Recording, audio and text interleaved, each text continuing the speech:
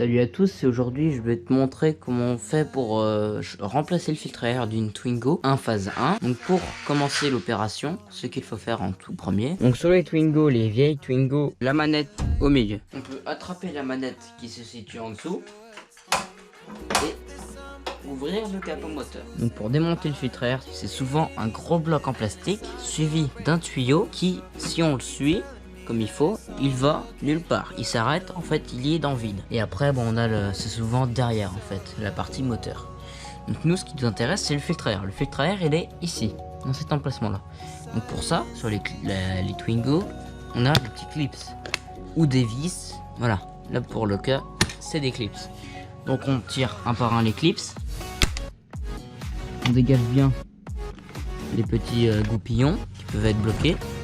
Et on tire gentiment, mon filtre à air il vient. Du coup je peux tirer mon filtre à air.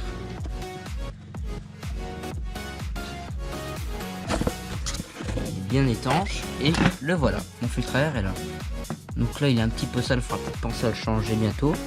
Pour savoir s'il est vraiment sale, on prend une lamelle, on écarte et on regarde. Là il n'y a pas trop de saleté, bon, il est assez propre dans l'ensemble. Mais bon, il a quelques traces noires.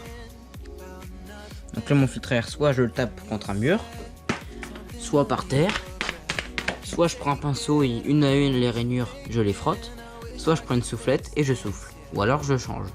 Un filtre à air comme ça coûte une dizaine d'euros, donc c'est pas la ruine du monde. Des fois ça vaut le coup de le changer à peu près toutes les 2 vidanges. Donc pour le remettre, on retire, n'hésitez pas à tirer, ça craint vraiment rien.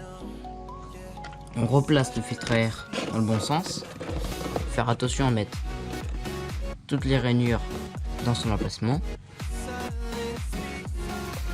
et après on revient le positionner à la main. Vous voyez, moi j'y arrive à une main, donc même pour débutants ça devrait y arriver. Et après on revient clipser là tous les clips. Pour les clips c'est hyper simple, vous soulevez, en fait c'est comme un pot à confiture, vous le mettez et là tac, ça se ferme.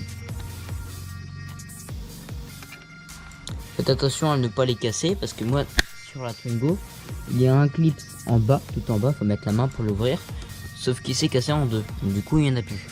Je l'ai retiré, mais il y en a un. Et maintenant vous avez fait une économie environ de 30 € au garage. Donc c'est plutôt pas mal et c'est vraiment pas compliqué. Moi ça m'a pris même pas 5 minutes à le faire en filmant à une main en plus, donc il n'y a vraiment pas de raison de pas y arriver. Et si t'as réussi, abonne-toi et mets un j'aime. Merci d'avoir regardé la vidéo et abonne-toi.